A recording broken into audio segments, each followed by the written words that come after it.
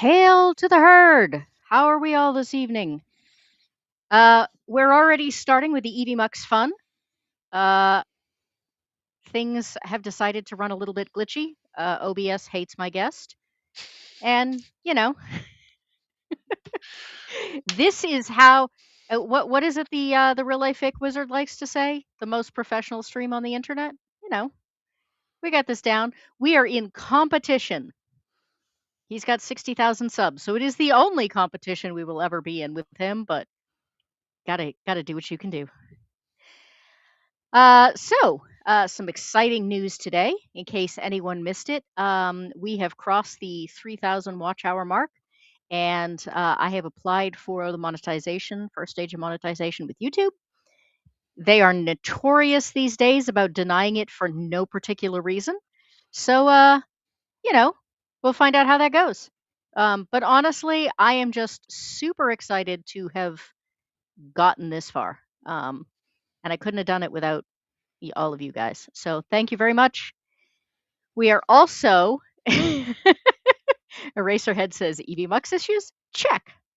Also, we are getting closer to the 750 stream. So if anyone wants to watch me play Doom for the first time, except with Chex Mix characters and weird little flumballs instead of demons, we need 9 more subs. Yes, Hanayama-san, you were correct. It did in fact happen.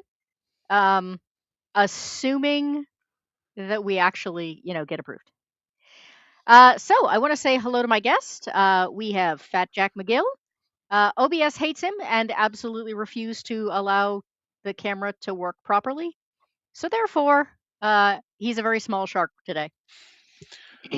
Well, that's just keeping up thematically with just about anybody and everything I've ever met in my life. So, let the hate flow. I was going to say that the hate or the calling you small. Well, that's, only been done by a certain few people.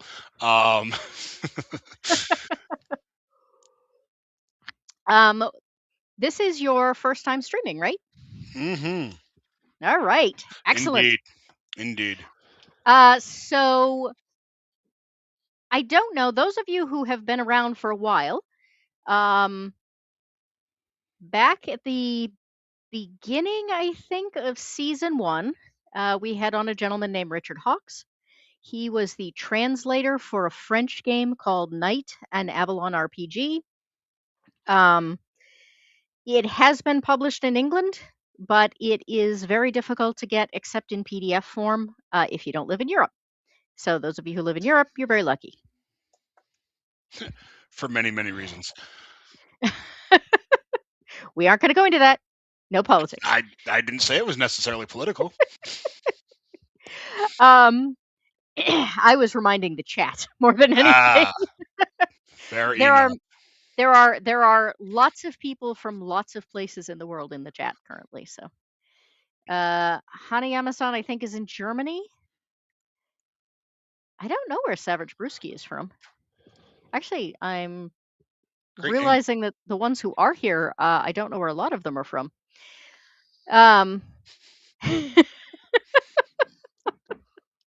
Savage Brewski says croissant. I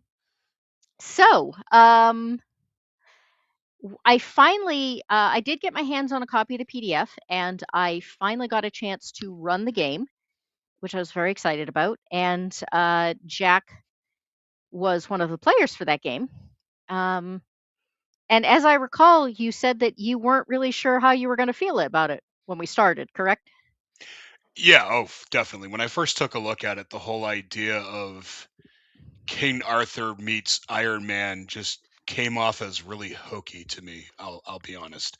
Just the I mean, whole. I suppose if you look at it that way, yes. I've never been one to be into the whole like melding fantasy and sci-fi, kind of thing. So I went into it not really with high expectations. Do you also separate your peas and your mashed potatoes? No. I'm not OCD. I'm just a purist when it comes to genres, not necessarily. I think most mashed potato and peas people would probably also say they're purist. They're both mushy piles of stuff. I mean, they're kind of the same thing anyway. All right, so Savage Brewski is in California and Legatus is apparently in Canada, though that does cover a lot of territory. And for the record, Legatus claims they're from Canada, but we all know that Legatus is really like one with the system and part of the Matrix and just lives within the computer because Legatus is always here. Well, Canada would be a good place to store his server then, because I mean, it's not like it's going to overheat up there. There is, well, that could be what it means. So Legatus is one of the mods. Eraserhead is the other mod, and they keep the chat well behaved. That is a task I would never want to have. So good on you guys. They are wonderful. Um, I have to ask though, Savage Brewski, where in Cali? I mean, we don't want to dox anybody, but No. I'm just you're north or just south. talking north or Yeah, south. Yeah. Okay. yeah. General idea. Hello, Ben, and hello, lovely Sherry. You almost never get here. I'm so happy to see you. I mean, I'm happy to see everyone, but I'm especially happy to see people that I don't usually get to see. Um, if everyone has not done the poll yet, I would really appreciate it. I'm going to run it for an hour, and then provided I can multitask, ha ha ha, I'm going to put up a second one for the second half of the show. So this will run until about 8 o'clock. One of the mods needs to time keep me and poke me when I need to stop it. Because apparently, this is the one thing they can't do, which is really a bummer. Um, Speaking of which, I do want to say a quick hello to the chat. Provided. Okay, EV Mux seems to have gotten over whatever its hinkiness was. So Legatus, as mentioned, lives within the computer and therefore is always the first person in chat, sometimes by several days. That's dedication. I know, right? Gayo, we first came to the gaming stream this morning, so that was our first introduction, and I'm really, really happy to see you back. We have Midnight Shadow. I'm not sure I've seen you in chat at all, so also very excited. This is this is been an awesome day of firsts. They're all here for me, not for you. I mean, I don't care if you're bringing in the views, even better, even better. Hanayama-san is here because of course he is. Hanayama-san, just so you know, if you ever have to actually say his name, you just have to say it really fast and not think about it too hard. Took me forever to get to the point where I could just say it. Who else do we have? We do have Savage. Ah, okay. He was the AO threw me for a second. We do have Savage Brewski. And we already greeted the lovely Sherry, but we will do so again. And Sir Ben. And now, of course, my mouse is going to decide to do weird, glitchy things because that's what it does. Eraser, we can't blame it entirely on EV Mux tonight. Everything just seems to be going glitchy. All right, now we're working again. We have Matt Funcool, who also started popping into my gaming chats recently. And has gotten to watch me walk in circles and get lost repeatedly these days. Jacob Ironsides, who Jacob, is it 2 weeks that I'm on your X-Files show? Is that right? The month is getting away from me. It's going much, much faster than it really has any right to be doing. But I think it's going to be Tuesday, 2 weeks from tomorrow. That's my guess without looking at a calendar. My very favorite X-Files episode. I'm very excited to get to talk about it with Jacob. We have the Witch Queen. Uh, currently, currently one of my favorite people for many people, though, for reasons that we won't go into online. Hey now. Witch Queen got to work me through drama, so I appreciate her very, very much. I am sure we are going to get more people who kind of wander in and out as we go, but I don't want to lose all the time talking to everyone as much as I love talking to people. We are going to talk about night. So let's see if we can add uh, problems with the PDF and and the share screen into the issues of the day. All right. So this is the cover. See if I can zoom out here a little bit of Night. There are several other books. I've only been able to get 2 of them and the character sheet in English. I did discover recently the bestiary is available in English, but I haven't got my hands on it yet. So it's 3 weeks. Okay. See, Jacob, I'm just so excited to actually be part of it that I'm getting ahead of myself. And welcome to Vindicta RPGs. I hope you are having a good evening. Favorite episode of X-Files is Home. I'm trying to remember what that one is. It's been eons since I've seen any of them, so I wouldn't be able to tell you by the name alone. Well, that's the thing, is that there are some that I remember. I think everyone remembers Humbug. Yeah, the one that takes place in the carnival. Oh, yeah. Clyde Bruckman's Final Repose. Humbug is my second favorite episode. Clyde Bruckman's Final Repose is my second favorite, or is my first favorite, and was written by the same guy who wrote Humbug. Those were the only 2 episodes he ever did. So, got the Kickstarter book in English, but was disappointed the measurements are in Imperial in the English version. I'm not sure we ever ran up against that. I can't do math, so we just eyeball things. Yes, Yeah, I don't Humbug think is. it ever became an issue for us. Yeah. We did we do? We didn't do landscape or minis for that one, did we? No. The Alabama one, Mom lived under the bed. Huh. I'm gonna have to go back and look that up now. So the basis for Night is that so there's the player perspective and then there's the GM perspective. The player perspective is there was biological warfare, terrible bad things happened, people fell into despair and sickness and everything else. They mutated, the whole world went yicky. 24 people who'd been super powerful and who had been, I'm not going to say gifted because they stole it, but they had been made immortal. Basically used all of their resources to build these bubbles, basically biodomes where people could live. But in order to be in those biodomes, you have to basically serve them utterly. Do people remember the inbreed family on X-Files? I mean, I vaguely remember it.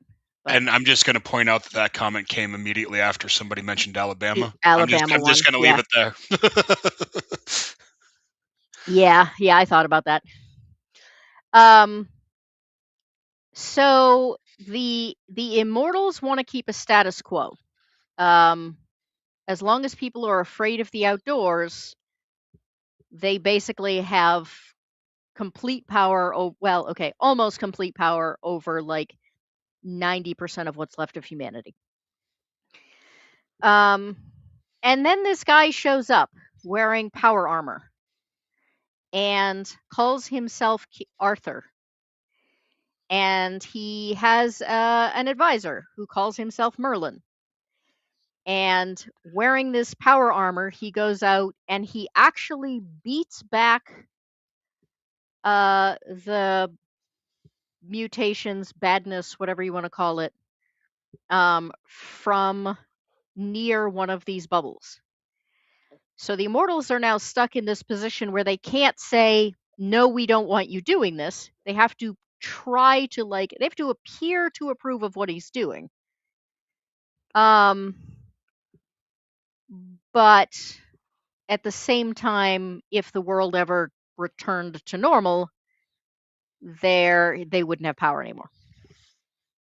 So there's a little politics, there's a lot of combat, there's a lot of the knights kind of walking a tightrope between being knights and not pissing off the immortals too much.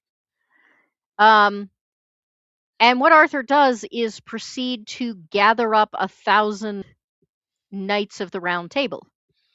And everyone who is a knight gets power armor.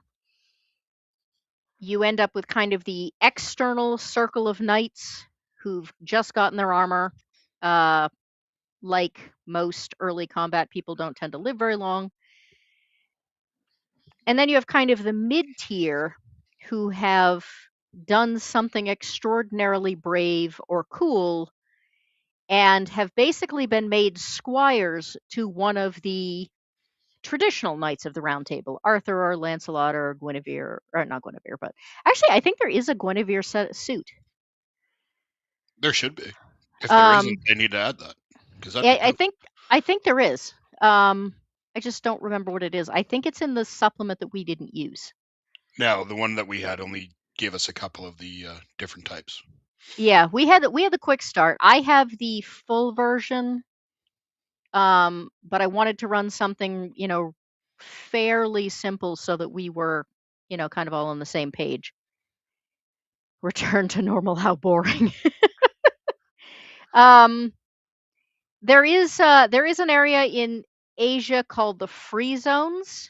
The Immortals don't like them much either because they somehow have managed to, not living in a bubble, still fight their way free of all the nastiness. I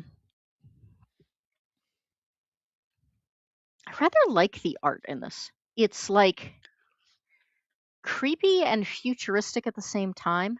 No, the art is really well done. Absolutely. And I think it's one of the things that I admired about this game so much. There are like 5 different genres that it actually manages to kind of weave in amongst each other. There's you got Arthurian legends, you've got science fiction, you've got post-apocalyptic, you've got what have I missed? You could throw mystery in there because of the whole. Yeah, because the players don't know a lot of the background. Yeah, exactly. There's definitely some horror because some of the mutations are kind of Cthulhu-esque.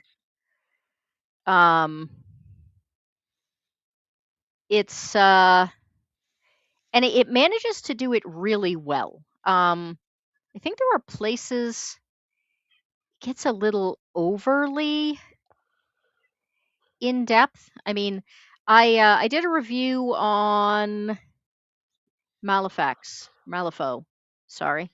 And one of the things I said was there was so much lore in the beginning that by the time I got done reading the lore, I didn't really want to play the game. And I'm trying to remember. Oh, I do love this picture. Oh yeah, I was just looking at that one too. It's kind of like, after reading the Silmarillion and you don't want anything to do with Tolkien for a very long time. I mean, it was really interesting, but it felt like it should be a book, not a game at that point. Yeah. This is an example of what happens. They call it the despair, when you've just taken in like too much of the cruddiness that is whatever is poisoning the air around the area. They call it the despair. And your eyes basically go black. Your veins start to show through your skin black. It gets And then I think the implication is that other things like mutate more, Oh, but there you go. There's another genre. It's almost zombie-esque. yeah, actually, it is kind of zombie-esque. Um, but let's see. So you're at like page 72 before you actually get into game mechanics. The rest of this is all like history. Um, Now, in one way, I found that really interesting because I think one of the things that a lot of newer games are lacking these days is they all feel really two-dimensional. And I don't know how you felt, Jack, but did any of this ever feel two-dimensional, or did it feel like a real world with history? Because you mostly had the quick start. Um, from my experience, I would have actually, appreciated a few two-dimensional things thrown in there. It was very, very, very in depth. Hmm. Like even like the descriptions that you had to give of the areas and stuff like that. It's you could almost actually see it. You Hmm. know, you could almost feel the thickness in the air from the despair. You could almost smell the corruption in the areas that we ran into it. It's very, very well written for sure when it comes to that. I So one of the things we did run into, I'm kind of jumping ahead a little bit here, but Um, that's what I found with Warhammer 40K, so much lore overwhelming. Tell me about it. I completely agree with you. But at least Warhammer 40K puts most of their lore in novels and just sells them separately. In the words of Mel Brooks, it's all about the merchandising. Warhammer people love their lore, and I like lore. I just don't want it at the beginning of the book. Hmm. Like, give me a summary, uh tell me how to play the game, and then tell me about the world building. That's kind of my, because the thing is that there's a whole bunch of stuff that's game master related, so you then have to basically read the same history again from the game master's perspective, because like there's what happened and then there's what really happened, um and it just feels like that they could have lightened that up a little bit. On the other hand, I do love how vivid the descriptions are, and I don't know that we'd get that without it. Yeah. Um, so I started to say I was going to get ahead of myself, and then I didn't. Um, what we did run into was some issues around combat. Yes. Yeah. Um, I think at least initially, a big part of that is the fact that the system is purely a D6 system, and those of us who are playing are too well versed in D20 type systems. So I think at least initially, a lot of our aggravation and confusion stemmed more from just not being able to teach old dogs new tricks. I mean, I don't know. Maybe it's because I edit a lot of D6 games. Um, they tend to be really popular in certain parts of the world where D6s are easier to get, or at least used to be easier to get. Um, what I found, let's see if I can phrase this properly. What I found confusing is that it's very specific about the fact, and I did love this. So most games that are set up like this, uh, the player has attributes and skills. Hmm. You know what? Let me here we go. Here's the character sheet. So you have flesh beast, machine, lady, mask. Those are your attributes. Um, you then have your skills, which are movement, strength, endurance, instinct, combat. These smaller boxes that aren't bolded. Hello, Blackwater. Welcome. Uh, we are talking about a game called Knight. Um, Normally, in this type of D6 game, the game master would say, "Okay, you want to chase somebody down. I need you to run to roll your flesh score because it's your body and your movement because you need to not trip over things. So if you had 3 dice in flesh and 5 dice in movement, you would roll 8 dice. Um, in this game, I might say you want to sneak around. I want you to roll mask. And it is up to the player to say, well, I'm going to try and climb this wall because nobody ever thinks to look up. So I'm going to roll dexterity. Whereas I might have said roll stealth, but they say no, like I'm going to use my strengths to my advantage. I'm going to climb a wall. And on top of that, you do not have to pick an attribute and a skill. You can't pick, I don't think you can pick 2 attributes, though that's a little fuzzy, but you can pick 2 skills. So I found that really fascinating, and I found it really fascinating that the players the players had to tell me how they were going to use that skill, though. Speaking of which, how was that from a player perspective, like from a role play perspective?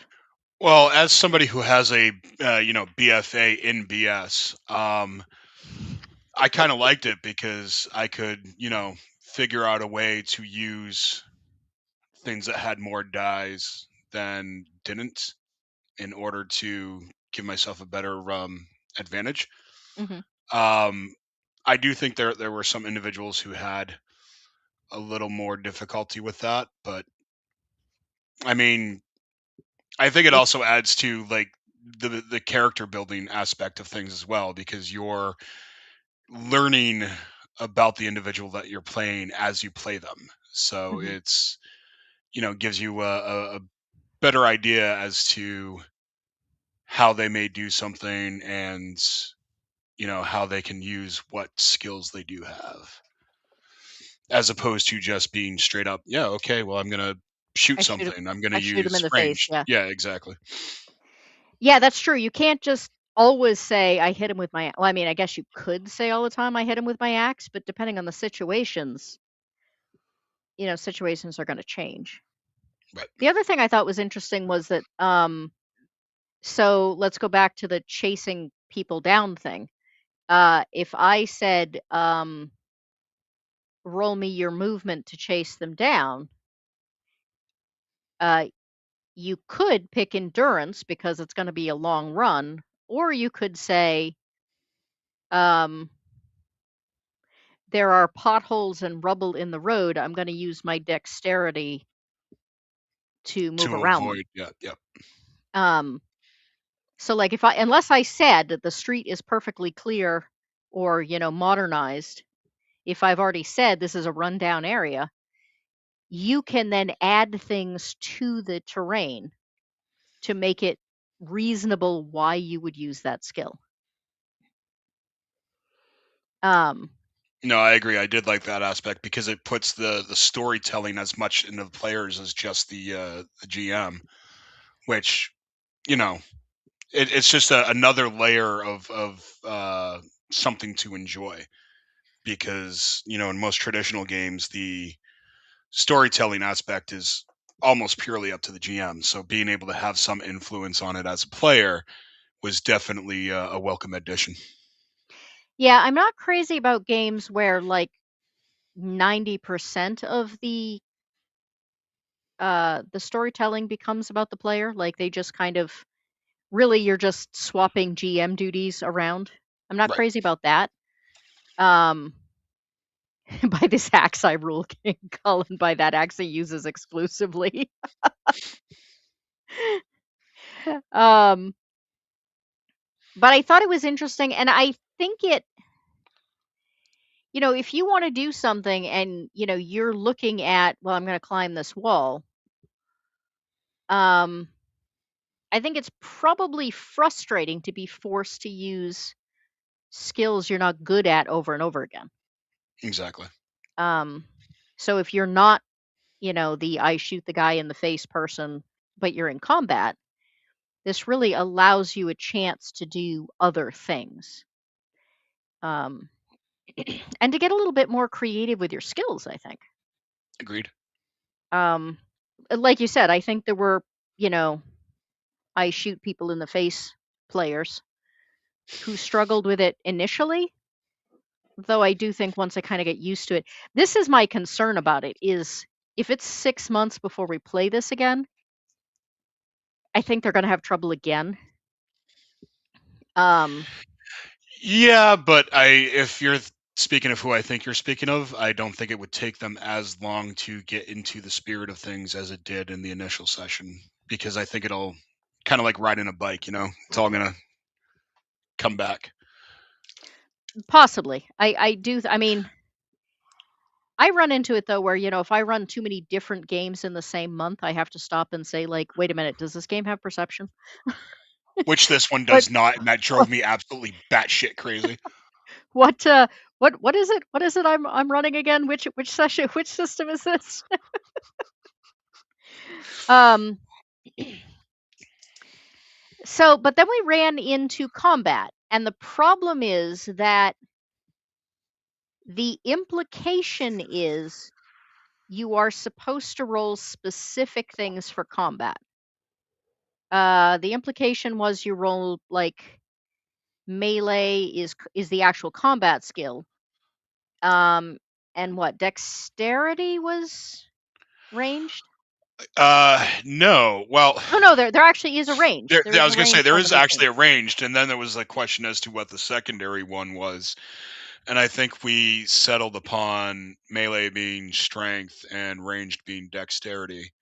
Though that's not entirely accurate either if you're talking about the difference between a barbarian class character and a rogue class character, because let's face it, somebody with two daggers is not going to be attacking the same way as somebody with a giant hammer or enhanced gauntlets. It's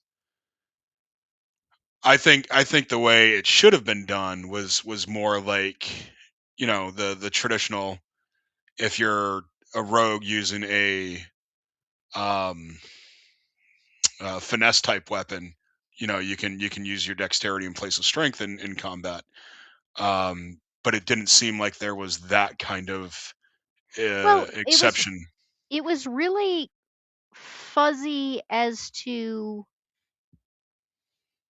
what the rules were in the first place. I mean, Hmm.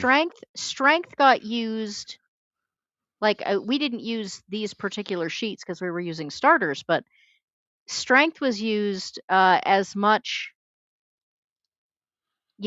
for damage more than it was anything else. Um, it was the combat roll that made a difference as far as, actually hitting people. But there's nothing that very specifically says that that's supposed to be the second one. It just doesn't really say it all. Right. In fact, I'm not even sure it specifically says you have to use combat and ranged. It's just that those are the two moves it gives you to do, so it seems likely you would use combat and ranged. Fair. And that was also where we figured out you don't always have to use an attribute and a skill, which would Right. be the normal way of doing that. Good evening, Rio. Welcome. Um, so it was a little confusing. We muddled through. We just basically said, okay, this is how we're going to play it, across the board, and as long as everybody's playing it that way, it should be fine. Um, and I actually talked to the translator this morning, Mhm. because I didn't know if it was a translation issue. I didn't know if I was misreading something. And what he told me was they put so much emphasis on making sure that the atmosphere that was there, that they actually did kind of, um, they wanted more mystery and they wanted more aura. And so even though it looks like it's a combat heavy game on the surface, that was not actually a priority for them, which I thought was kind of interesting for a game that looks like you're just going to be beating up monsters all the time. And I mean, that makes a lot of sense with how much detail they put into descriptions and atmosphere and stuff like that. But I mean, come on, who's going to go into a game where you're given power armor and not want to immediately start murder hoboing everything? Well, but see, here's the thing, and I think this is where a lot of that history comes in. Um, I looked at it and saw, mech armor and figured, oh, this is a combat heavy game. But then you actually read the lore and the role of the knights in the game, and it's actually a lot of politicking Yeah. and a lot of like playing bodyguards to important people and a lot of rescue missions. Um, for whatever reason, art fights off the despair, and so there are literally missions where you're just going into old museums and trying to rescue pieces of art. Um, Yeah, but of course that's going to change with our group when we immediately poison the entire town and turn them all into, despair zombies. well, but then you lose your armor, so Right. because that's the thing, they do keep a pretty tight rein on, um, who can be knights and who can't. Mainly because every so often you get a knight that falls to despair, and now you have a zombie in power armor. So I mean, that sounds fun.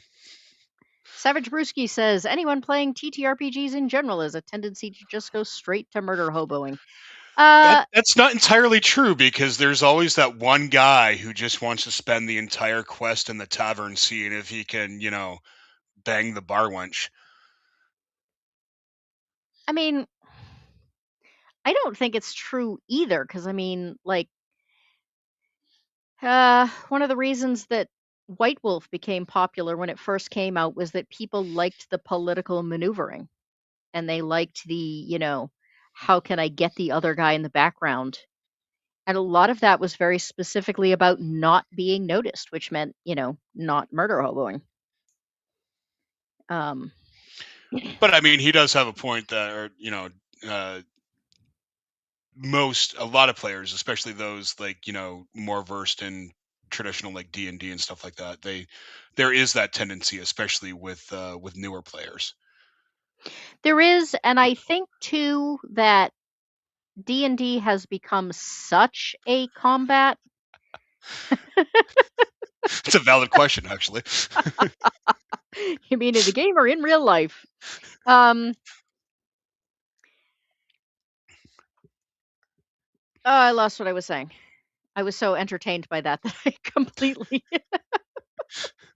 I completely got sidetracked. Um, like most D&D these days is designed to be very heavy on combat because they want to sell minis. Right. Um, and I think since a lot of people do start with D&D that does tend to affect how people play.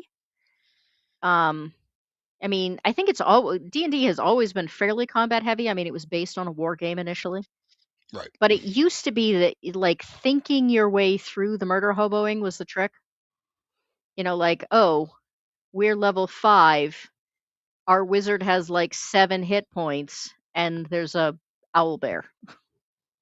You don't just run in and tank that. You have to think that through. But I do think there's a lot less of that now that D&D has become a superhero game. Fair point.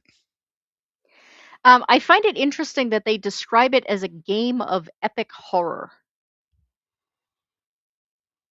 Against a nerve-wracking, horrific, and terrifying backdrop stand chivalrous deeds of extraordinary knights. I don't know how you felt about it, but one of the things I really enjoyed about this is I do like horror games, but they tend to lead to gray characters. Um, and I think, like I said, I did a stream once where I talked about the fact that D&D has gone from about being heroic to being superheroes. Where thousands of dollars of property damage don't matter because you're busy doing the right thing. Right. Um, and the the NPCs only exist to give you quests. Whereas this game, I think, really goes back to that idea of trying to do heroic things, trying to be better. I mean, you're not great people. You're gonna fail. People are gonna fall to despair. You're gonna lose fights. Art is gonna get destroyed, and take with it huge swaths of the country. Um, it really is kind of like fighting a losing battle all the time. It's the impossible dream type chivalry. Um, yes, Legatus. I did get that reference. I sincerely hope that everyone in this chat got that reference. I was just Um, trying to stay away from the Monty Python references because I wanted to be like, what? We get a power soup, but we don't get two friggin' halves of a coconut. Um, the status of animals in the game, I think, is a little bit skipped over too, isn't it? we had no interactions with any. Well, I now think that we you, just, I think we just assumed that they all probably had been taken over. yeah, now that you mention it, I'm not actually sure.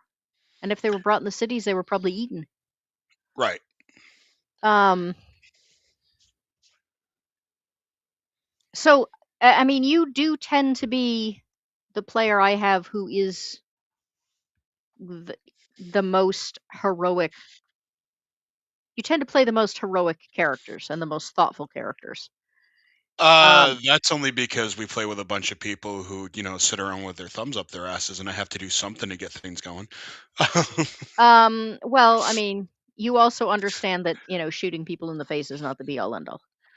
Correct. Um, but did it feel more natural in a game where chivalry is kind of the point than it does in some of the other games that we play where the characters are really more Oh, gray? oh, absolutely, and that was definitely a point I wanted to make during this. Is you do seem one of the things that I liked was the fact that there wasn't necessarily like an alignment, that you had to choose and stick to.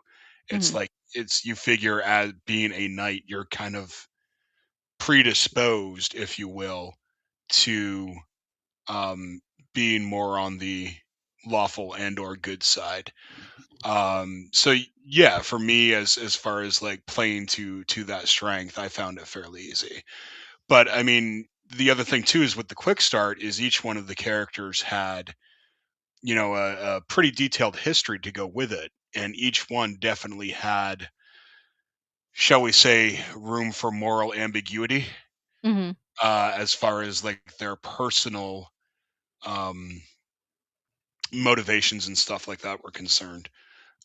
So yeah, it's easier to stick to a more lawful and or good kind of outlook on things, but the game at least does give you that opportunity to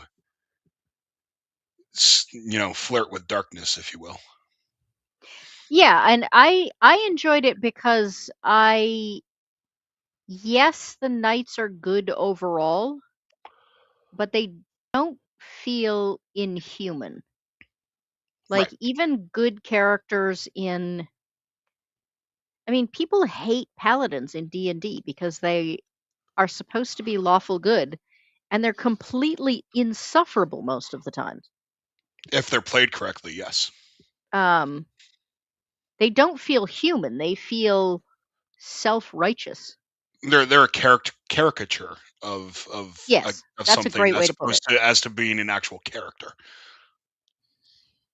Um in the characters, I mean we ran on pre-gens. Um that was kind of my only disappointment for this game was I had wanted to go through and try and make a couple characters and see how easy that went. Um, I have to say, when I first looked at this game, I thought it was going to be very crunchy, but it didn't really feel crunchy while we were playing. Right. So I wondered if the kid, like sometimes you get games where the character creation is very crunchy, but then the game itself runs really smoothly. This may be one of those, but I didn't get a chance to do a character, so I'm not totally certain. But I love the little quotes that they, the little like Independence Day speeches that they put in here. Um, Mm. we die for them in the mud. The alignment system of D&D doesn't work. I prefer basic law neutral chaos. I think Vindicta, I think it worked well in the older editions. I just don't think it makes any difference these days because again, it's not about being heroes, it's about being superheroes. So this takes place in 2037. That I think might have been a mistake, only because it's close enough. It gives this game an option to age out, and the technology really feels. I mean, 2037 is like 11 years from now. But I think this game. You know what? Let me actually go back to the beginning of the history. Oh yeah, 2016. Um, this game has been in publication in France for quite some time. It apparently is the most popular indie game in France, is my understanding. Um, 2025. So what should have happened? What should have happened last year? European offensive aiming to establish democracy in sub-Sahara Africa are launched. 7 more countries joined the European Union and Eurocorps. So instead of people pulling away from the European Union, people got added. And the Nadachi become a full-blown army. The Nadachi are basically an organization of spies and security. They're basically a private army organization that uh, a couple of people in Asia were basically hiring out to countries all over the world for various security details. Um, Except they really all just worked for Nadachi. And so when stuff started to go down, the agents just did what was best for the company, not best for their clients. So what if you lose so long as you run away in style? Welcome to As Your GM. I haven't seen you in a while. Good to see you. Um, Alignment in D&D used to be a 2-page spread complete with dialogue and behavioral examples. It's now a sidebar. Yep. Yeah, I mean, they sort of have it there as a token. I don't really think it. I don't really. I think yeah. I think it's a member berry now. Yeah, it's one of those like it's almost like they wanted to get rid of it and they're just like, well, we have to kind of keep it in there for the old dogs. But it definitely does not, at least from what I've read on the newer editions, doesn't have the same impact and emphasis that it used to. Legatus, I disagree about it being a Monty Python grail. I mean, it has some very definite, serious, dark background. No, Um, but you could certainly play it that way just to mess with people, and I think that would well, actually be a lot of fun. I was just gonna say, Toon is putting out a new edition. You could do Toon Night. Hmm. Today is a holiday. The husband did not get a day off, so therefore I kind of forgot. I have a hard enough time keeping track of the fact that it's even Monday. Um, so anyway, in this alternate universe, 10 years from now, the African countries unite to form the United African Nations, or UAN, presided over by President Edouard Dambi. Yeah, so even before all of this goes on, there's a lot of strife in the world. Europe is using technology to basically try to take over other countries, for their own good, of course. Um, the other countries are pissed off about it and fighting back. There's no actual like war going on. There's just a whole lot of really tense countries, and No, we're not invading. We're just, here as a military maneuver. Um, and when it starts to get to actual warfare, basically the Nadachi just shut everyone down because everybody's been using them as, mercenaries and security and everything else. I love this picture. I don't know. There's just so much. I don't know what the word is I'm looking for. Help me out here, Jack. I'm not sure what the word you're looking for is either, to be honest with you. If you had to describe it, what would it be? The world as in this game. Well, this picture is specifically. The picture It's just specifically. it's such a, I don't know, it's such a layered picture. I'd almost borderline call it emotive, because it's like you can almost see exactly what he's thinking and feeling. It's a very powerful picture. Yeah, and it to me it's layered just because, I mean, number one, he's still in armor, and yet he's obviously, you know, not of the age we would normally see people going out and getting into fights with Cthulhu monsters. Um,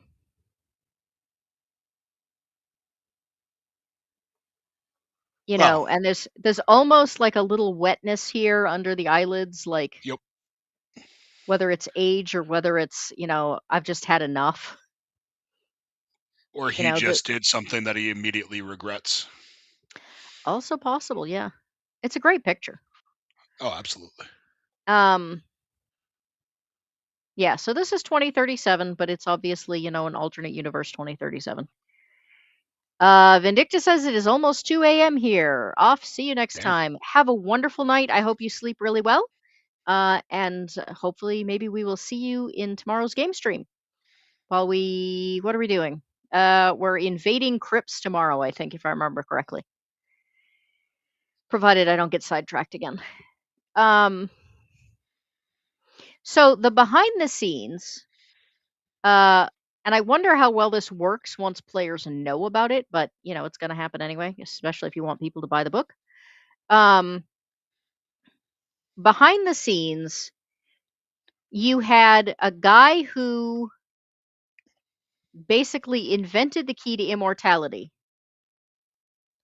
immediately said, "Oh shit, humanity is not ready for this." Um, Eraser, how's the saying go? You are not ready for immortality. Um, I'm gonna drop this down because I'm gonna need to change the polls out here in a minute. Um, Now I've lost my train of thought. So he realizes that like he's made a mistake. Like humanity, he doesn't know what's going to happen if humanity gets their hands on immortality. So he destroys his project. What he doesn't know is that one of his coworkers um thinks this is bullshit and wants to make a lot of money off this. Racer says I didn't have to remind you. Sweet. Welcome to Patrick. Good to have you. Um so this is kind of out there floating around. Um I don't know that they actually got his project, but the coworker tells them that it exists. He refuses to duplicate it. There's probably bio warfare, because suddenly there's this red plague that's everywhere. Um, and I'm trying to remember exactly how this goes. Things continue to just get worse. There's a lot more strife between countries. And then the anathema forms, and it's very unclear on the surface what the anathema is. The general consensus is that it's like this plague spreading, that it's like caused mutations. And here's where I think they went a little overboard, because in the background, what actually is going on is that there is another set of legends where the first two creatures of creation were a hawk and a snake. And they're polar opposites and they hate each other and they fight a lot, but neither of them can kill the other because they both have to exist because they're like, you know, the beings of creation. Welcome to Mr. Angel. Good to see you. And Rachel. Thought you weren't going to make it. Um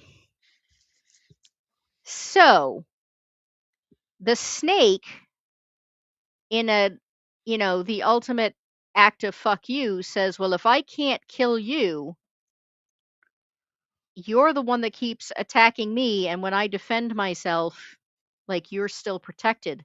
So I'm going to kill myself.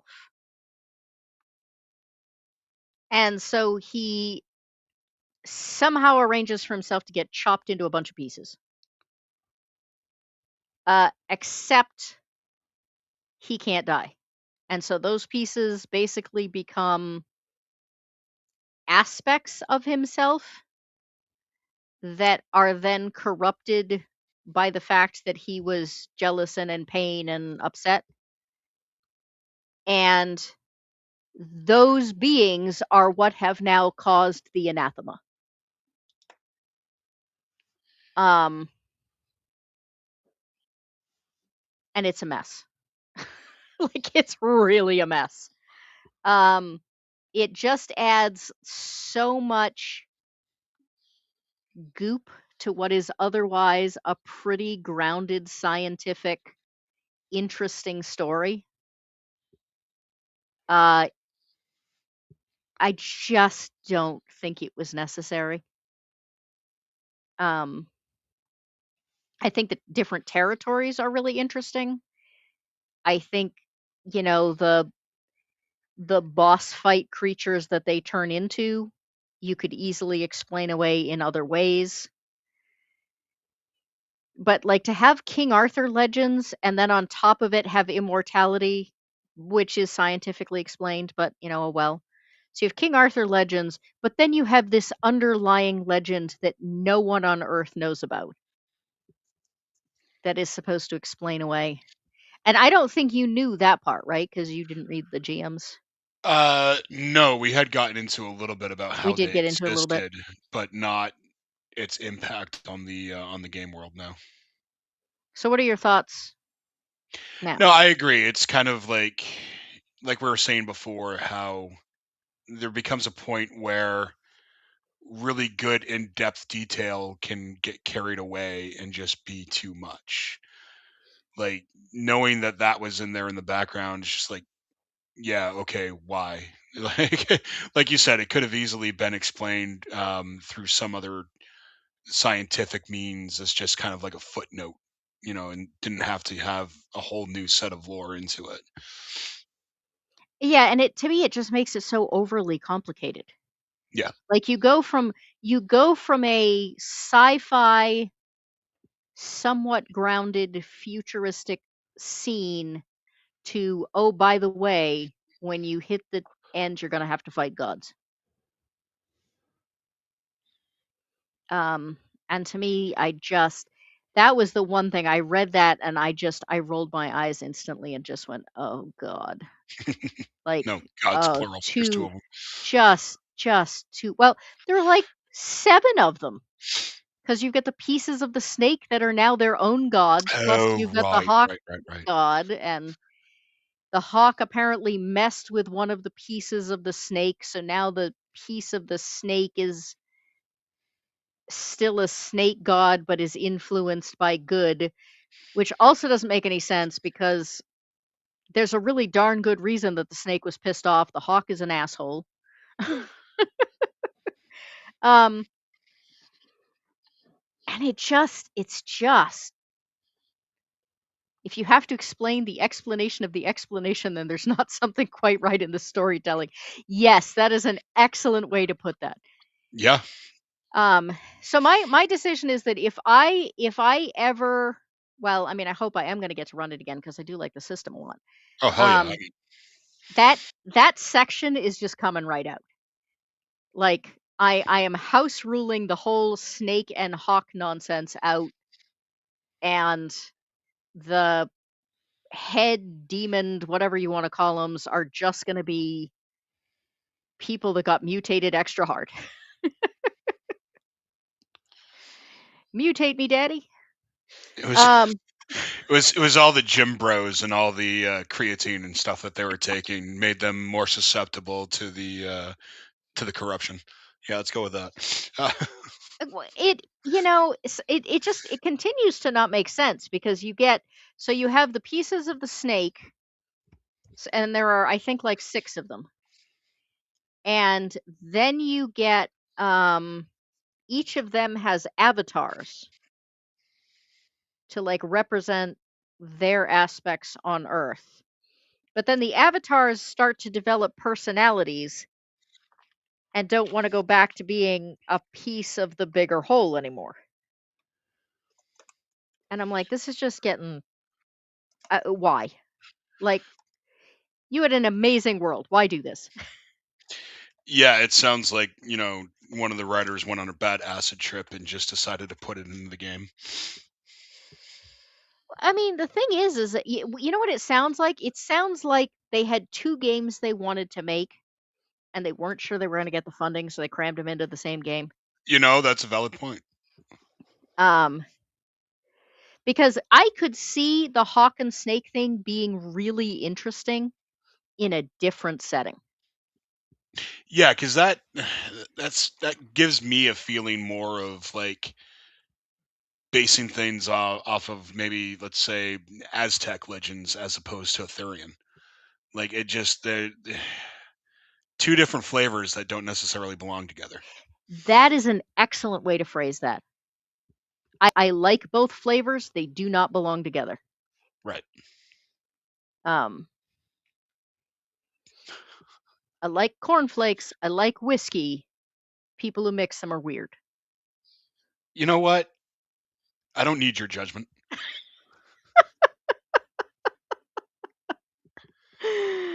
I know, I picked that intentionally. I figured. All right, I'm going to take a pause here and take a look at the poll.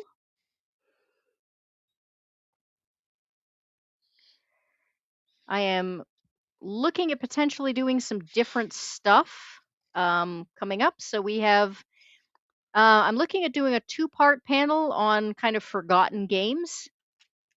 The first part would be games leading to D&D. There were 3 games that D&D was really based on. Chainmail is the one people know about the most. Pick me up cornflakes for the hangover. Worcestershire sauce and granola. Blah. Um, Ooh. Yeah, I don't even think I could justify that one.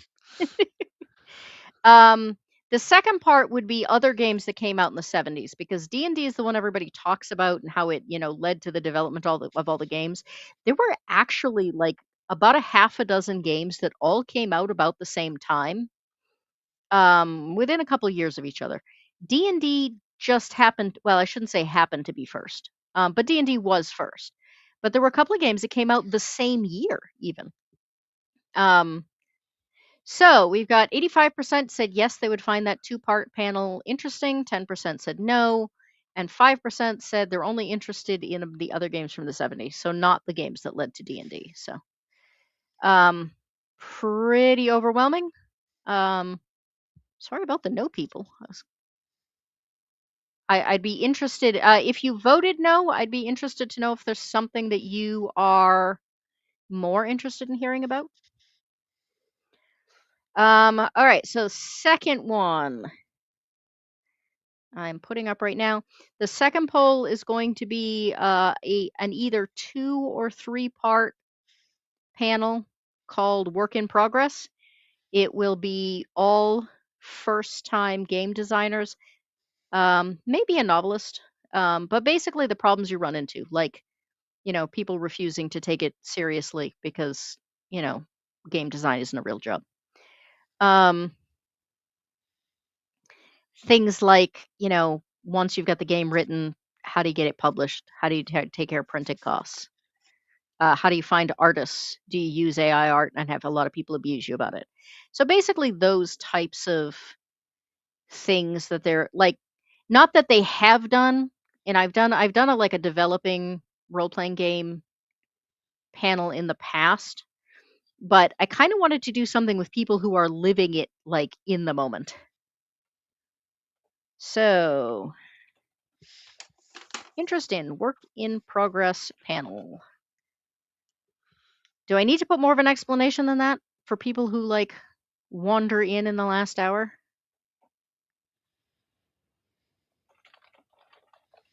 It only gives me so many characters. Yeah. Uh, game development. What's a short word I can use to obstacles? Yeah. Not really short, but I think I can still make it fit.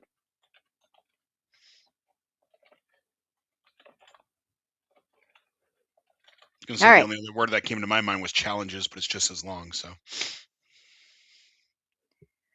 All right. So yes, no, and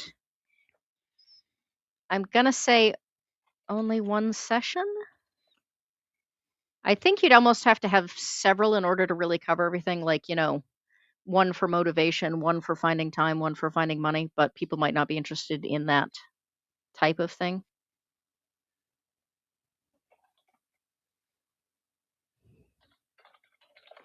All right. Interested in work in progress panel, 2 to 3 sessions, game development, obstacles for first time developers. You can vote yes, no, or only one session. And start poll. There we go. I still have the OG edition of D&D somewhere in my collection. Quite different rules to today. Yeah, definitely. It's everything about that game is different. I mean, races used to be your class. oh, that's right. Hey, Lance, welcome. I saw your streaming earlier today. How'd it go?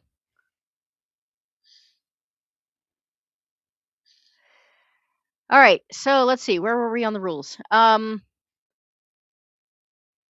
Other than the combat thing, what do you think was your least favorite part as a player?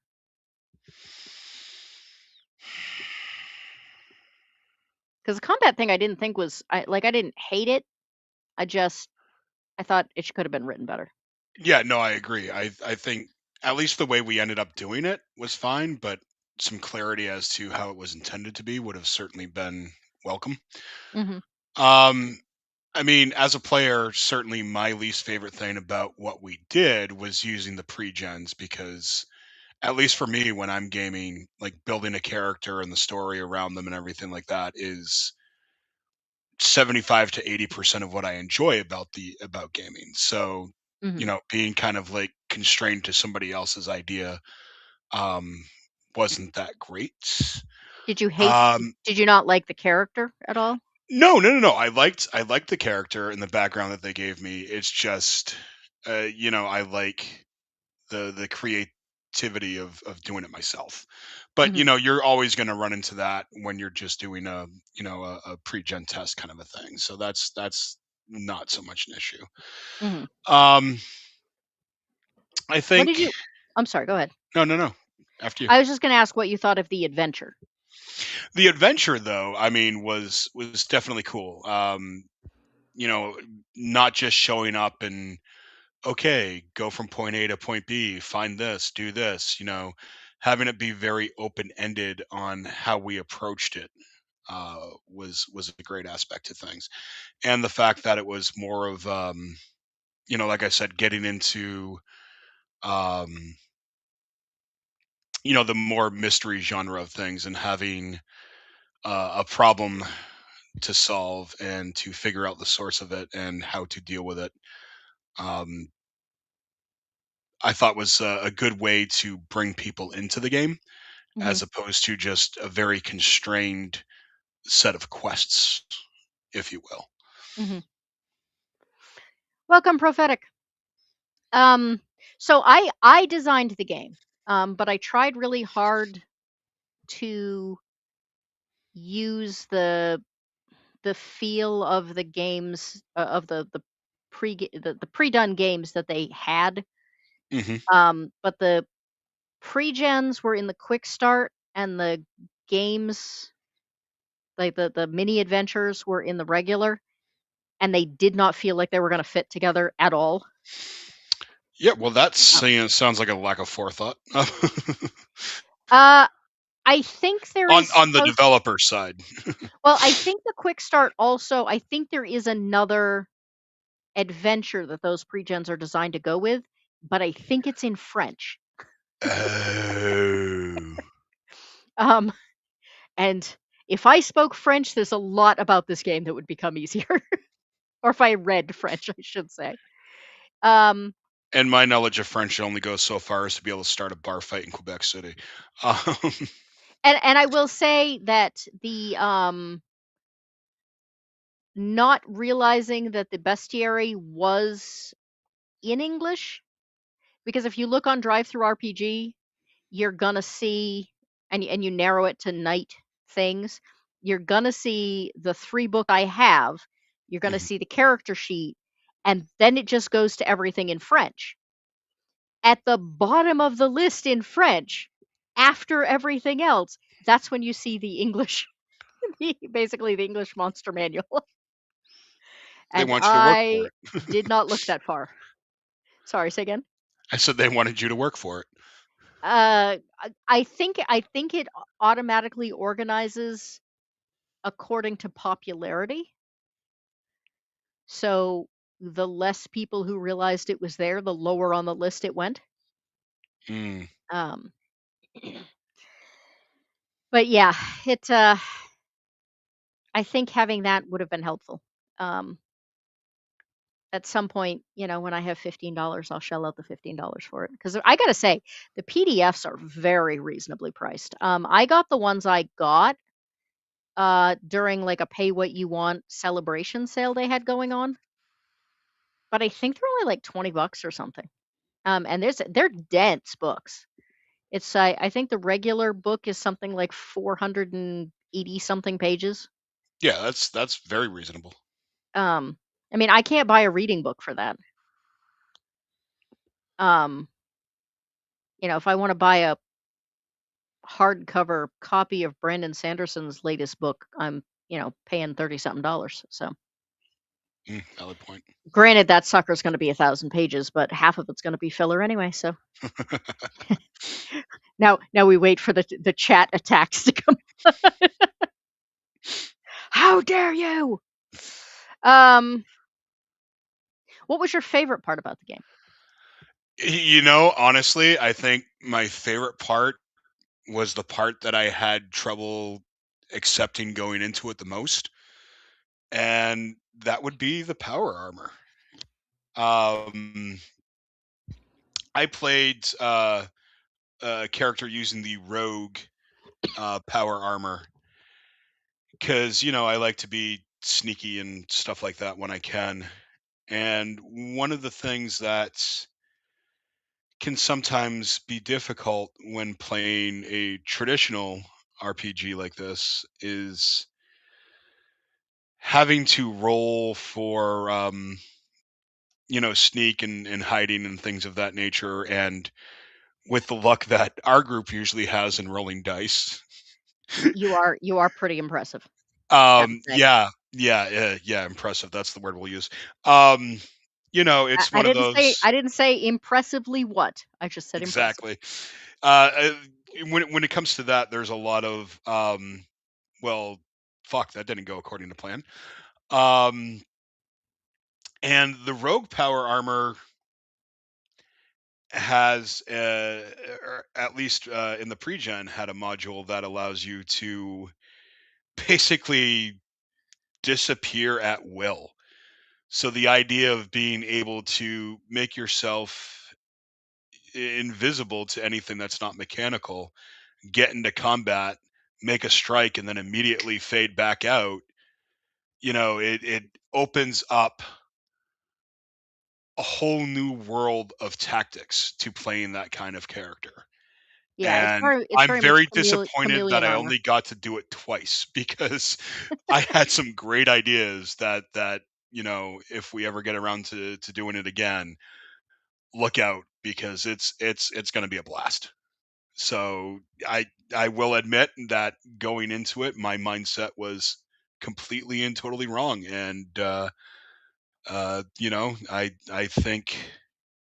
I think they were onto something when they had that idea, and the fact that your class is based on your armor, so that it's not necessarily like you were saying earlier, how D&D now is, you're all superheroes and you can do these unhumanly things. Now it's And everyone has magic no matter what class you are. right. Now it's not so much that you yourself are this great thing, but you have technology at your hands that allows you to do more things. And the fact that every time you do it, there is a bank of points that you have, as far as how much you can use it. So you are Yeah, you basically limited. run your battery down. Right, exactly. So the fact that it's not an unlimited, God mode, if you will, um, keeps it interesting but challenging at the same time. Um, and personally, I like having some challenge thrown in there because if it's too easy, the hell's the point? Yeah. I was worried that the power armor was gonna make things really overpowered, um, or that it was gonna have to be that you have to throw, monsters that are so hard at the party that it just kinda became ridiculous. It really did start to feel like a Superman fight. I can Um, see how down the road it might get to that because as you advance and you're able to get more modules and improvements to the suits and stuff like that, I can definitely see that becoming an issue. But I'm sure there's foes and things that will scale to that. But yeah, at least for what we had available to us in the pre-gens, it didn't feel overpowered. It just felt very uh specified, I guess is the word that I'll use.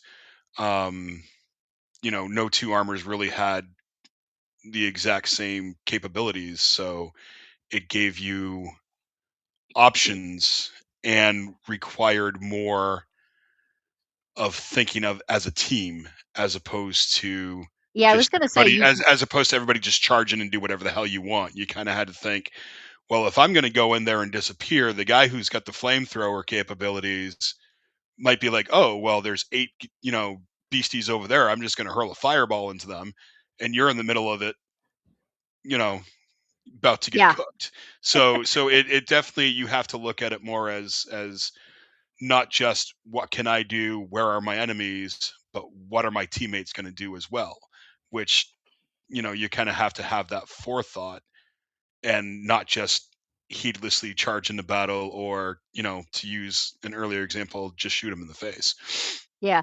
The other thing I like about this, and this does exist in some games, but tends to get overlooked, and I think it's more important in this game. You have to declare your action before you roll initiative Right. because everything is determined to be, basically instantaneous because you're wearing power armor.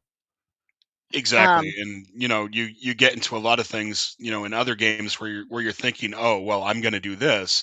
And then somebody who has an initiative before you does something that would negate your ability to do that. So you're able to kind of think on the fly and come up with something different, but declaring it before the round means you're stuck to it. So if something happens that you're not able to do what you originally had planned, you're kind of shit out of luck. And that gives it a more, real world feel to it. yeah, And yes, I was just about to comment on that as well. When there's no challenge, there's no satisfaction. And that is 1,000% true. yeah. So the the interaction that you had in this situation was sort of the equivalent of like level 1 D&D characters going up against a Giant rats. Yeah. well, I was going to say goblins, but Lance, have a good night. It's also very late for you, I know, so I hope you have a good night's sleep. Um I think a lot of early D&D is sort of goblins or other characters that are that similar type of hordy. You know, they travel in a horde, they're not very bright, they all react the same way. Nobody ever runs away. Um, how did you feel this compared to that as a as a level 1 interaction with the enemy? Well, I mean, we definitely had some of that because we weren't thinking through what we were doing. And in our investigation, so to give a little background to everybody, we got sent to this village, rundown city, whatever you want to call it, um, to investigate why there was a sudden increase in people giving into the despair. And through our investigation, we found that there were certain plants that were causing it. Well, we decided to just gather all these potted plants and throw them into a pile and have a giant bonfire. Well, unfortunately, yeah, that released all the spores in the plants into the air and made the entire, not the entire city, but at least those within a significant radius of where we were burning everything into said despair Dis- zombies. Despair zombies, yeah. And so we had kind of like that horde interaction like you would with a bunch of goblins through that. But Except up you until, created the goblins. well, I was just going to say, I mean, it's not like, that was thrown at us. That was, a consequence of our actions, you know. Up until that, though, I mean, it was a lot more interacting with normal people and trying to sort things out with information as opposed to just running headlong into a dungeon swinging a sword.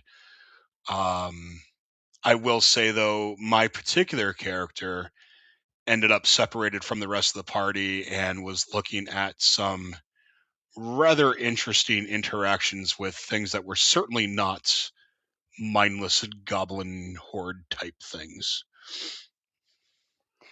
True, but Um, still level 1 just in a different way. One of the things I don't like about D&D is the fact that all level 1 creatures tend to all be mindless hordes that, you know, you either outthink or tank. So I really did want to kind of give you something that was a little more cognitive. Um, and I but definitely, from what I enjoy in a game, certainly appreciated that.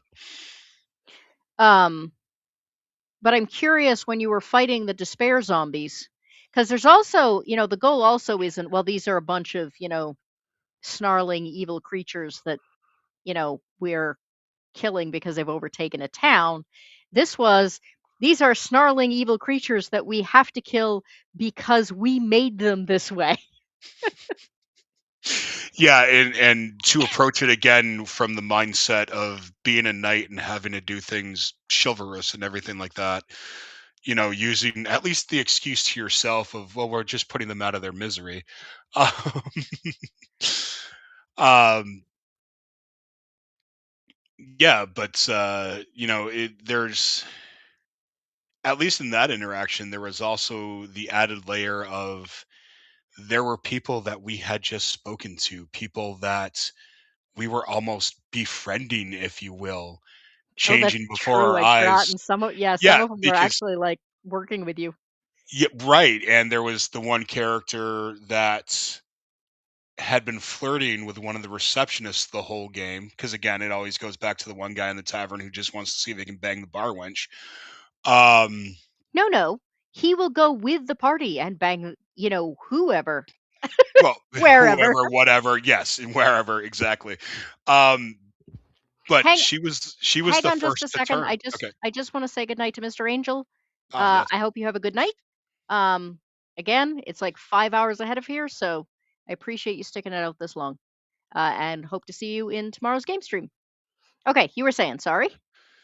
No, and I was just saying that she was the first to turn, as he was kind of embracing her. So, that mm, almost mind fuck, if you will, of, hey, I'm hugging you. I want to bang you later. Oh no, I now have to squish you and pop you like a pimple.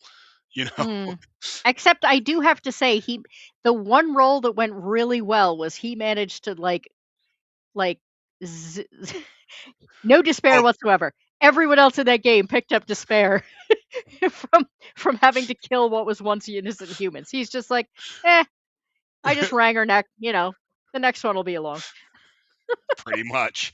To be fair, his character, you talk about that shades of gray thing. His character has some dark shades of gray. Yeah, because I almost chose that character for that reason. Um, so Yeah, yeah, I mean, it made sense that he'd be the one to just be like, well, that was fun while it lasted. that sucks. Now I got to go to all the work of another one. I gotta start over. God. Um, what did you think about, having level 1 bad guys that were not mindless hordes? Oh, And absolutely. did and Anytime. did it and did it catch you off guard? Are you talking about the kid? Yeah. Yeah, I did not see that twist coming whatsoever. Um, yeah. So, again, going back to the fact that one of the things that I love most in games is the storytelling aspect of it, and to think you're just going to console a young child and maybe get a little bit of information from them, to having them strip you of your armor and basically imply that they're about to make you succumb to the mutations and everything at their whim. Um, I guess it just goes to prove the fact that I'm right in saying I don't like children. Uh, Um, yeah, so it's interesting too because I mean one of the things I was going for that um I liked about this game, and again, this is some of the stuff that's in the GM section. Um, oh, to have just the bar winch type again. My table is the ogre giant space worm type who dreams of dragons. Ah, you have a horny bard. yes, Um, is that the despair does turn some people into mindless zombies, but other people it turns into willing servants. It gives them what they want. may not be in the way that they want it, but it's kind of like one of those: if you find a lamp with a genie, be careful how you phrase your wish, Well, and this because you kid is just like, might get it. and this kid was like, what 6? 5 or 6, yeah. Yeah, and what he wanted was a brother. And so they welded this mutation onto him, and poisoned him. And so on one hand, he's not really thinking clearly. I mean, he's 6 anyway. Uh, but at the same time, he's sort of justifying to himself why he's doing the things he's doing. Right. Um, that's one of the things, and I don't think we got into this in the game, but that's one of the reasons that knights that succumb to despair are so dangerous, because not only do they keep their power armor, but they are actually not turned into zombies most of the time. They are twisted and used. So they frequently believe they're doing the right thing. They Oh, still believe they're knights. please tell me if we continue playing this that we'll get into that, because that sounds fun. Yeah, but they are dark knights are not level 1 characters. Well, understandably, but I didn't say throw it at us next time, just at some point, because damn. Yeah, they there are not very many creatures in this book, and it's actually one of the reasons it never occurred to me there necessarily was a bestiary, was that there's actually quite a few in the core book. Uh, Um, and the layers are so complicated, and I think to myself, like, when we first started gaming, um, and we didn't know what all of the monsters did, like, was it as interesting? I feel like they still felt like kind of two-dimensional fantasy characters. Hmm. Um, and I think, I've already said the thing I didn't like is all the, secondary legendary lore hawk snake stuff. Um,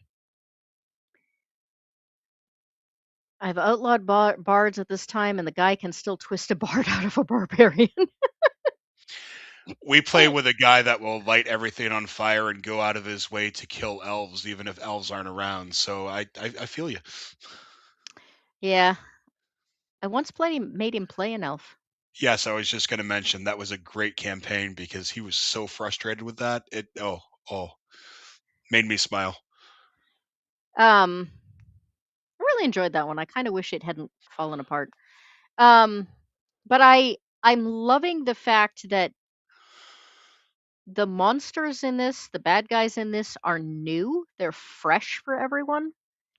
Right. But So there's they're also not two dimensional. They have as much dimension as the rest of the world. exactly, and it also takes away the ability for metagaming, which I am all for because you walk into, let's say, as an advanced character, and you walk in and you find a red dragon, and well, everybody at this point knows how to deal with one of those. Whereas, we walk into a 6-year old with a second head who's about to change you into something that you don't want to be, you don't know how to deal with that shit. Don't forget Max. Oh, yeah, Max. Yeah, fuck Max. Yeah, I've always thought, it might be nice to, if I did a fantasy campaign again, it might be nice to shake things up and just like send you a red dragon that actually doesn't breathe fire and like doesn't do any of the standard things that a red dragon would do. Please do. I'm all for changing things up and not, again, going back to the if there's no challenge, there's no enjoyment. So, Yeah, I going wonder. going into something where everything is completely fresh and new and you don't know how to deal with it, and the fact that everybody and everything is affected by the anathema in a different manner. Even if something looks similar, if we run into something that looks similar to what we've already run into, there's no guarantee that everything we did before would work the second time around. Yeah, I what brings it to mind is there was a short story for Dragonlance once.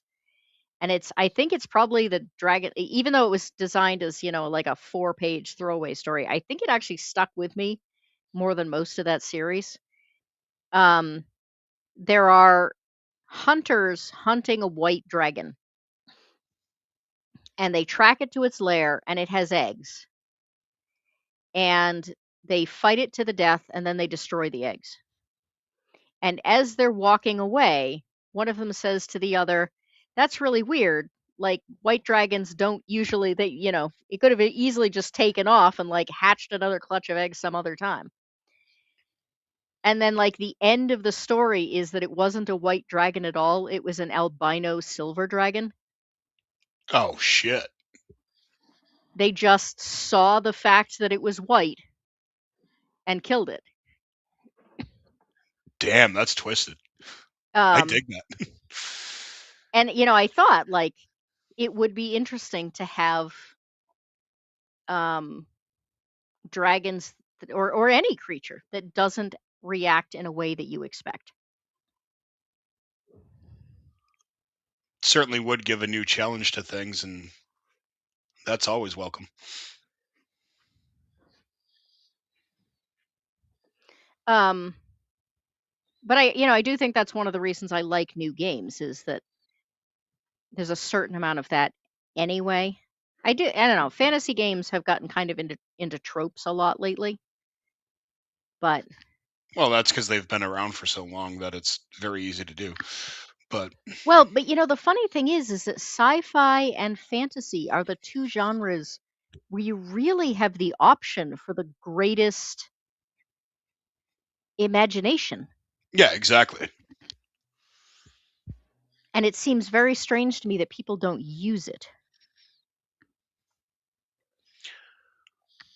You know, why do early creatures need to be giant rats and goblins? Like, surely there's something that they could come up with. Yeah, little bunny rabbits with sharp, pointy, nasty teeth. I mean, it feels like that shouldn't be level 1 either.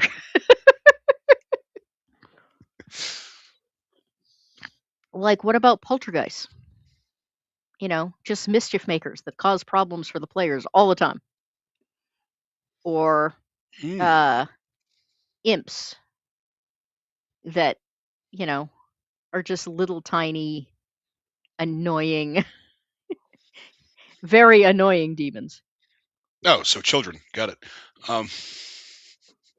Harder to kill. Fair enough. Um, but, you know, I mean, there are some differences in that, you know, it used to be you didn't take on dragons until what, like level 15 or something? And At now you can least, yeah. now you can do it at level 5. Wait, what? Oh yeah, the new one is so overpowered that like red dragons are now like a level 5 character. I can see why we've stayed away from the newer versions on. Uh-huh. Because, yeah, no thanks.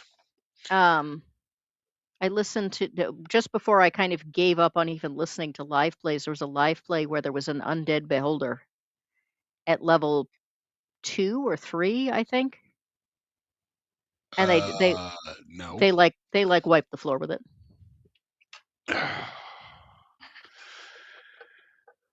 Yeah, well, and that's what it almost sounds like. Is it sounds like a lot of newer games are done in order to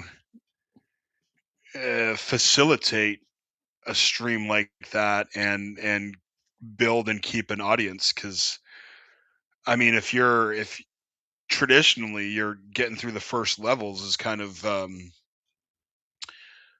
boring, tedious grind to get there, and Start that's not going to start your make game for. start your game at level 5.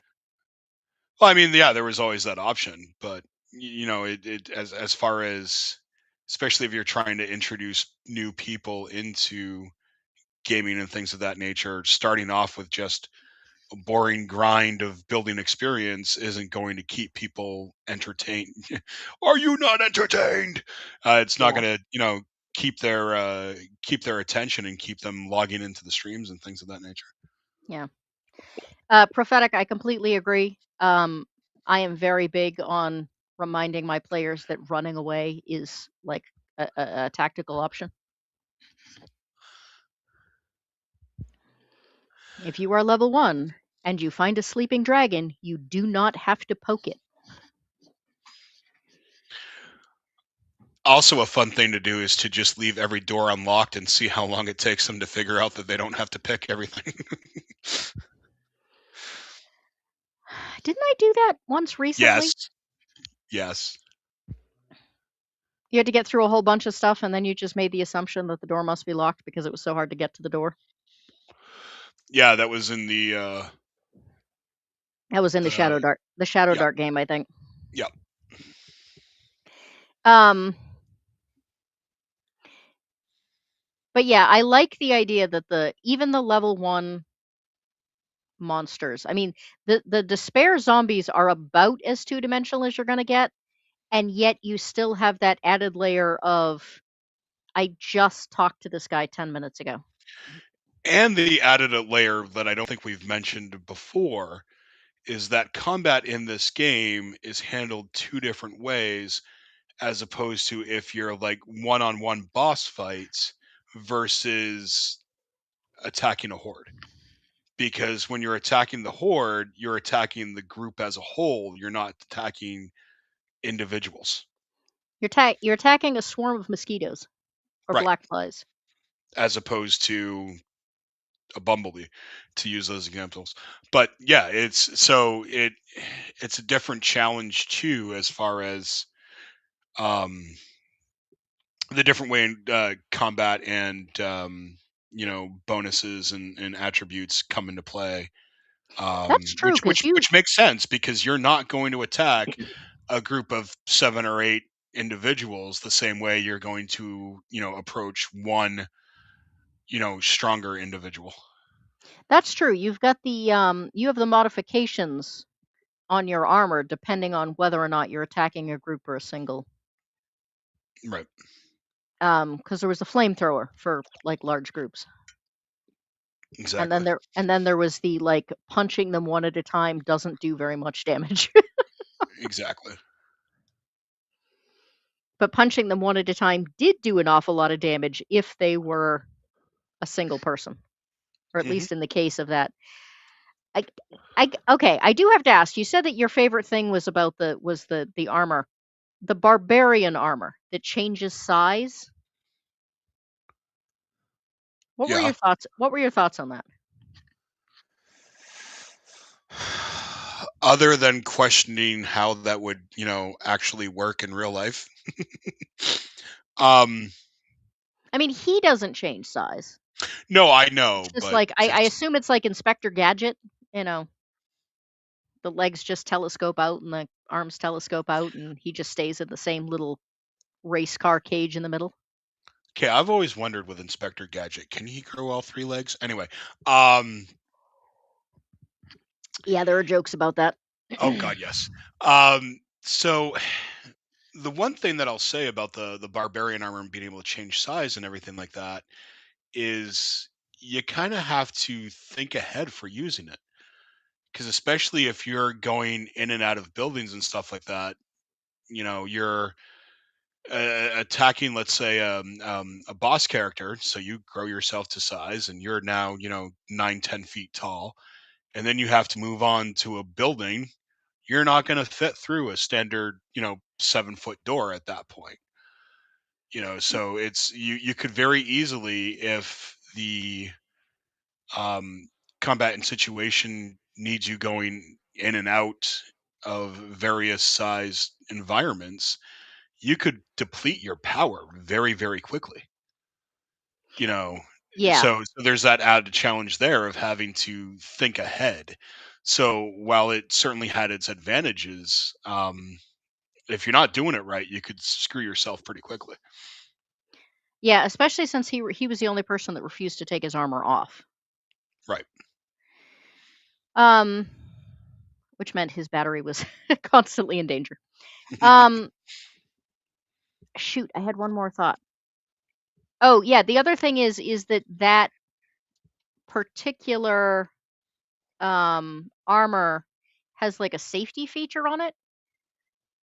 So if Was you're it the all armor or just the character?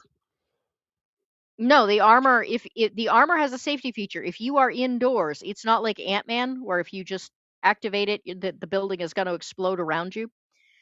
Um, so there's a safety feature where if you cannot make the armor bigger if the environment around you won't hold you. Right.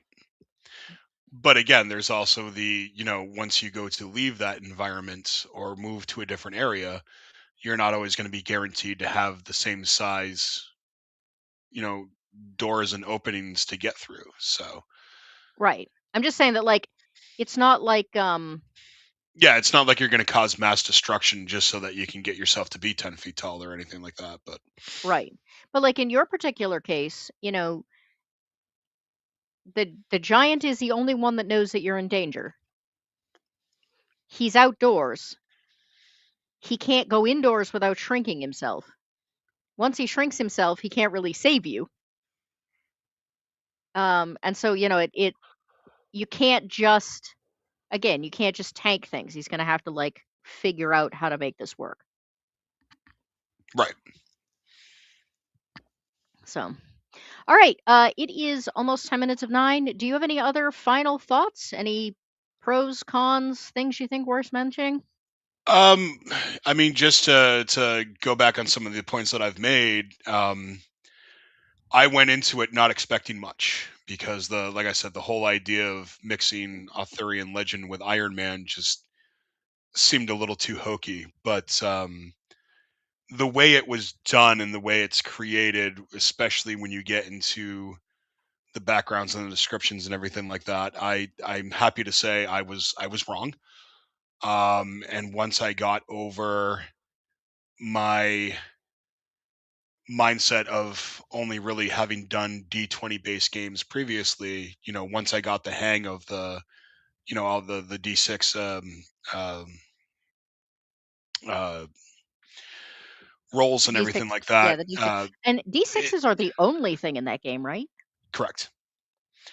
Once I got the hang of it made sense, and I figured, I realized that it actually gives you a better advantage than a more traditional roll style. And I Um, have to say, from a game master perspective, when you have to roll 18 D6s and you get to watch the party start to sweat just because you're picking them all up. I saw how you enjoyed that. Absolutely. Um, so I mean, I really like the detail that they put into it. I like the system. I like, again, I was wrong. I like the world that they've created, and the use of the armors and stuff like that. The only downside is the one that we mentioned, and it's just they really need to clarify combat, because it was a little frustrating having to stop the game, and we spent what, a good half hour, almost 45 minutes trying to figure it out, and then we couldn't figure out, and we just said fuck it, we're doing it this way. So having some clarity into the documentation that gives a little better direction would certainly be appreciated. Yeah, I don't know if I feel better or worse about the fact that no, it wasn't just me missing something. I feel better about it, but then, that's just like, if I could go to the game creators and give them just even one piece of feedback, it would be polish that up. Well, maybe they will watch this. Hey, if Um, so, thanks for having us have some fun, but lessen the frustration. Thanks. but but fix that. Exactly. Yeah, my thing if they listen to this would be I can get around the combat thing now that I know I'm not missing anything. Um, but man, yeah, take that whole hawk and snake thing, give it its own game, make everything else, put everything else back to grounded. I can agree Everything with that as else, well. Yeah. everything else, loved it. It was Yep. so much. It was such a good, solid base as a world, but not like so railroady that I couldn't like make it my own at the same time. Loved it. Yep. Agreed. Do you have anything that you would like to plug? Television shows you think people should watch? Dirty jokes? I mean, I've I always knew got better than to those. ask if you had clean jokes, so. No, no, and I can't think of any off the top of my head that probably haven't been heard 80 million times already. As far as TV shows, I did Video games? recently, yeah, I can get into that. TV shows, I did recently watch His and Hers on Netflix, which featured one of my favorite actors, John Bernthal. It was kind of a murder mystery kind of thing. Um, Pretty well done, to the point that I will admit that even I did not see the end coming. And I can usually predict that stuff within the first episode. So, hats off to them for keeping me guessing. Nice. Video games wise, I'm gonna give a shout out to Ubisoft right now and tell them to just finally announce the remake of Black Flag already. Stop teasing us. Give us the details, because we need this in our lives ASAP. Thanks. All right. So what do I have this week? Uh, I will have game streams Tuesday, Wednesday, Thursday, Friday from 10 to 12 Eastern Standard Time. Tomorrow I'm going to be playing Tainted Grail. I did also get a new game I'm going to try out on Wednesday. I don't know how that's going to go. I don't know much about it. I have looked at it just to learn the controls. The graphics are, I don't know, they remind me of something. I don't know, like 90s, uh, like when 90s graphic art first came out, maybe. Um, Yeah, shout out to touche. Ubisoft. They need to not Yep. get hacked for a week. Yeah, touche, touche. But I mean, if you can't tell from the picture I'm using this evening, anything pirate related is going to have my attention. So if they can give me at least the best game in that series that they've made so far with some new content and a new outlook, I'll give them a little bit of leeway. Yes, so game streams in the mornings. Provided, nothing in the universe falls down on my head. Friday is a little bit questionable. I may have an appointment. It was supposed to be last Friday. It got canceled due to weather. So I may have, it hasn't been rescheduled yet. So Friday's stream may not happen, but Tuesday, Wednesday, Thursday, definitely. On the 22nd, which is Thursday at 7 o'clock Eastern Standard Time, I will be on Dadman's channel. I'm not sure what we're talking about, though my soapbox at the moment is why children's games have become so squishy and soft and like we're not toughening kids up. I got looking at what is considered PG and PG-13 now and what was considered PG and PG-13 when I was the exact same age and went, oh my God, what happened? And sometime this week I may have bunnies born. So that's what I got going there. Ooh. Next Monday for Slice and Dice, we have a panel of 3 coming in for a topics panel on running a friendly local gaming store. We have 3 people from very different parts of the country who are going to talk about the difficulties while everyone's shopping online of trying to keep a local gaming store running and how people are getting around that. And I think since apparently I have to wait an extra... Is Jacob still here? Because my calendar says it is 2 weeks from tomorrow that I get to be on X-Files.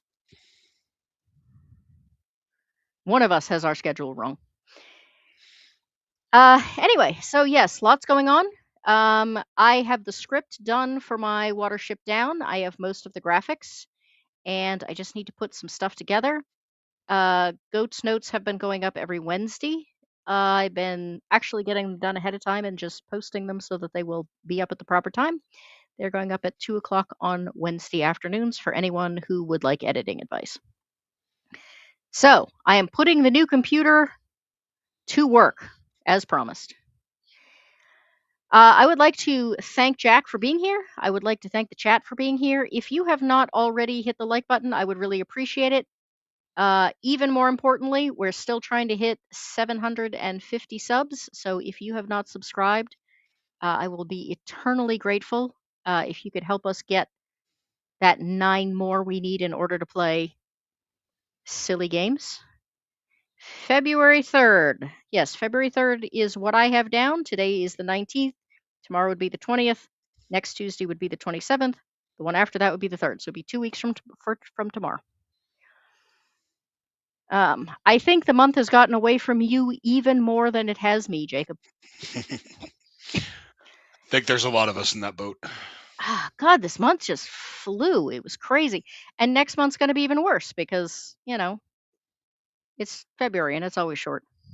Yeah, fair. So, but yes, everyone, thank you very much. If you know anyone who might be interested who hasn't subscribed, once again, I would love to hit that 750.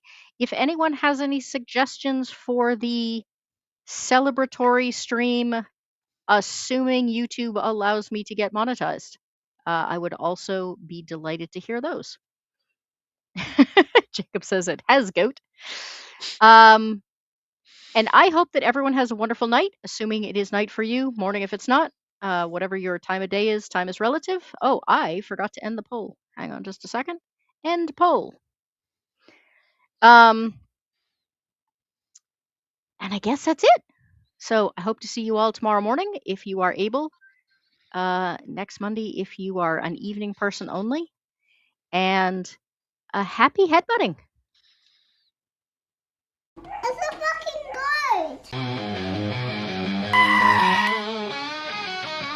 Eclectic Goat's got videos of in the authors and cinema love, a passion for the weird and the strange. She's snappily dressed and only slightly deranged.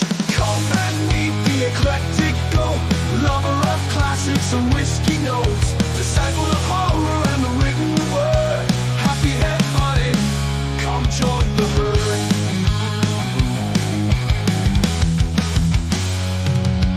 Shows might be a little improper. We've got real zombie, fake whizzes the other, pizza in one hoof, glass in the other, deciding which role-playing games we will cover.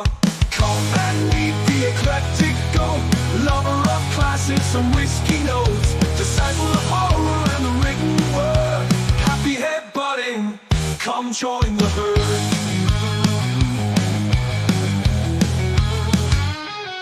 Got a thing for black and white screens, crappy horror with low budget scenes. Choose on the history, spits out the law. Time for another whiskey pour. Come and meet the eclectic go, lover of classics and whiskey notes, disciple of horror and the written word, happy head buddy, come join the